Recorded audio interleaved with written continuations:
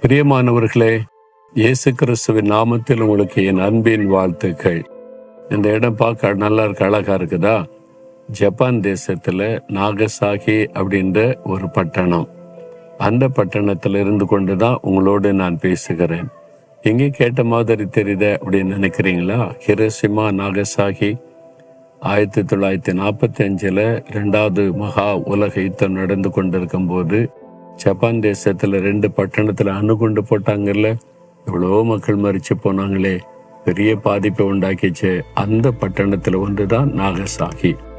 அங்க இருந்து கொண்டுதான் உங்களோடு பேசுகிறேன் நான். இப்போ இந்த பட்டணம் ரொம்ப அழகா இருக்குது, செழிப்பா இருக்குது, மக்கள் ரொம்ப மகிழ்ச்சி ஆசீர்வாதமா இருக்கிறதை பார்க்க முடிகிறது. சரி, இந்த நாள்ல ஆண்டவருக்கு என்ன செய்தி வைத்திருக்கிறான்னு கேட்குறீங்களா? நீதிமொழிகள் 23ஆம் அதிகாரம் 18வது வசனம், நிச்சயமாகவே முடிவு உண்டு, உன் நம்பிக்கை வீண் போகாது.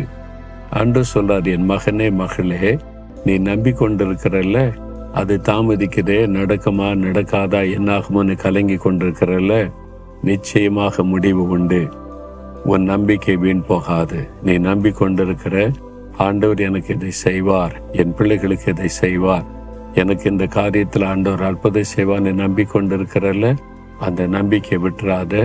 உன் நம்பிக்கை வீண் போகாது, நிச்சயமாய் முடிவு உண்டு என்று ஆண்டவர் உங்களை பார்த்து சொல்லுகிறார். எங்க நடக்க போகுதுன்னு மனசு வந்து போயிருக்கிறீங்களா?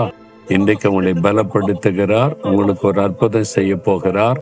உங்களுடைய நம்பிக்கையின்படியே ஒரு அற்புதத்தை செய்து உங்களை மகிழ பண்ண போகிறார். நான் நம்பின காரியம் கர்த்தரால் எனக்கு வந்தது என்று சொல்லி மகிழ்ச்சியோடு ஆண்டவரை துதிக்க போறீங்க.